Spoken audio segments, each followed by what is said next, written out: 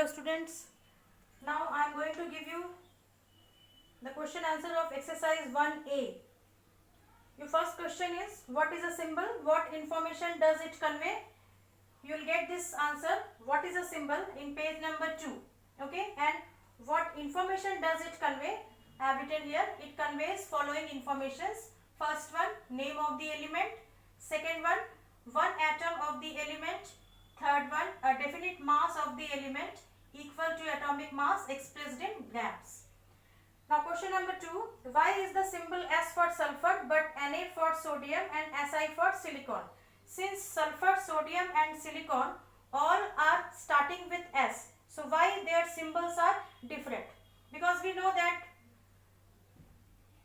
same symbol cannot be put, okay, for more than one element. So your answer is sodium, sulfur and silicon start with the same letter S, as two different elements cannot have the same symbol, because two different elements cannot have the same symbol, so they differ their name by different method. So they differ name by different method.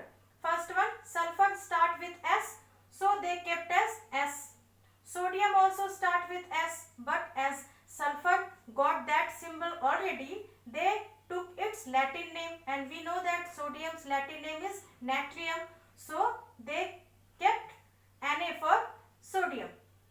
Third one, silicon also start with S, but they made its symbol Si, okay, because we cannot put S for silicon because already we took S for sulfur. So for silicon they took the first and the second letter Si. Okay.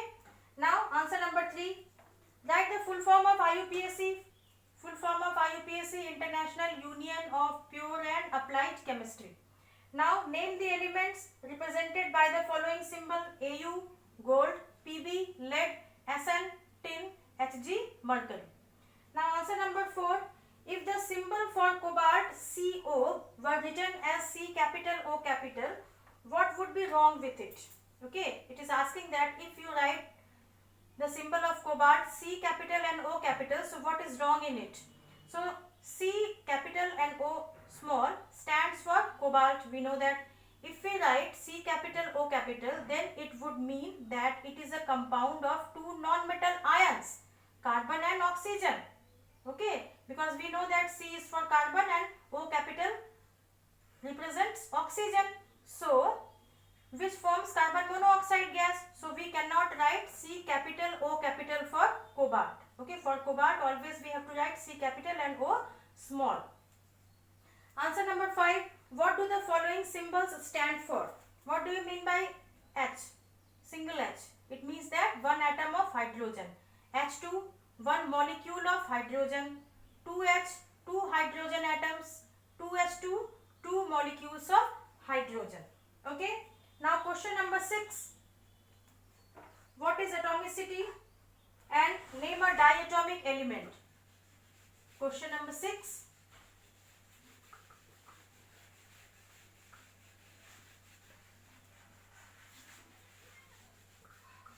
For question number 6, I am writing the page number.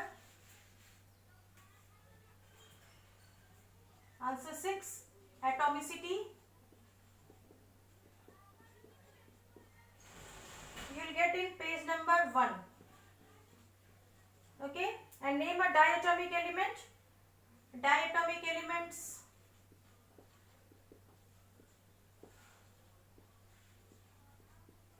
You can write O2, H2, anyone you can write.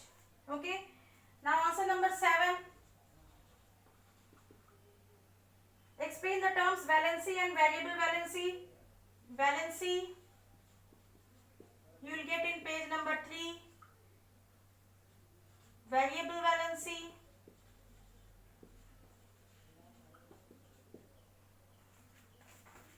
Variable valency you will get in page number 4. Right side. Okay, now this one is question number 7 part A. Now for part B, it is asking that how are the elements with variable valency named? Explain with an example. So in page number 4 only, third paragraph, write third paragraph. In that, example is also given. Okay, that full paragraph you have to write. Now next one, give the formula and valency. Answer number 8. Formula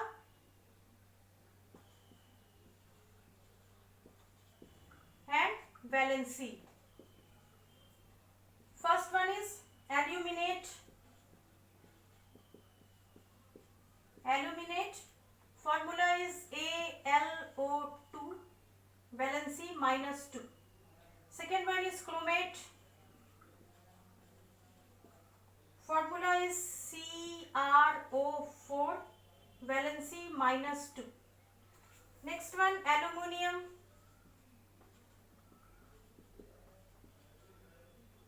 Formula, all of you know, Al, valency +3. Cupric. Formula CO, valency +2. Okay. Now, answer number 9. What is the chemical formula? What is the significance of a chemical formula? So for this answer number 9, chemical formula. For chemical formula, what is a chemical formula? You have to see in page number 4. Page number 4. And what is the significance? And give example. For significance, you have to see page number 5. You will get the answer. Okay. Now, answer number 10. What do you understand by the following terms? Answer number 10. Acid radical.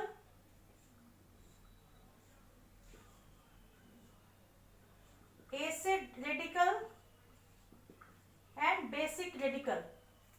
So for acid radical, the electronegative or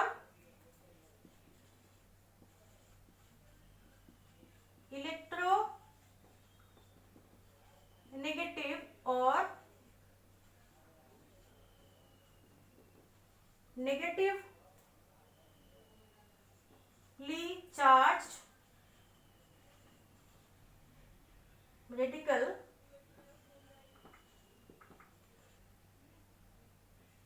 is called acid radical. Example, chlorine, oxygen. Now for basic radical, same definition, only in the place of this electronegative you have to write electropositive. Okay, so the electropositive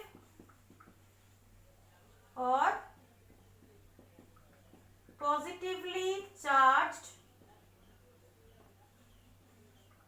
radical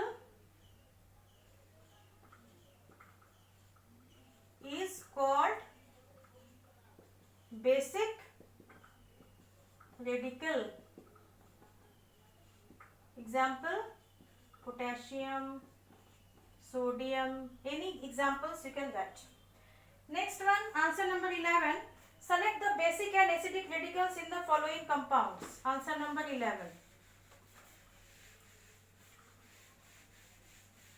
For this you have to separate.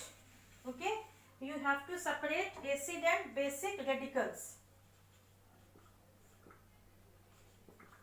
Acid, basic. Okay, first one is MgSO4. MgSO4. So sulfate is the acid radical, magnesium is the basic radical. So you have to write.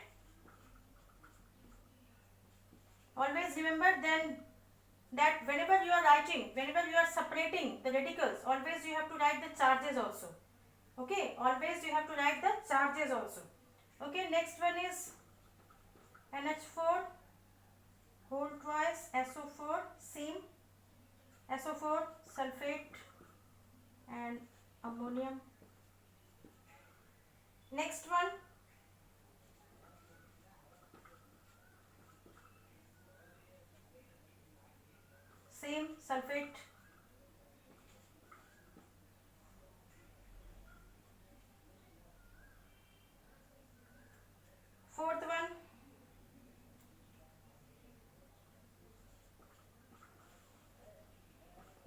carbonate is acidic, zinc is basic. Last one,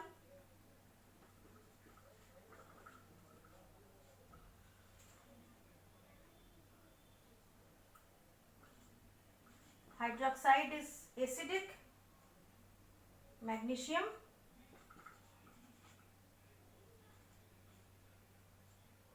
basic. Okay, so I have given you from question number 1 to 11. In my next video I will give you the rest of the answers. Thank you so much.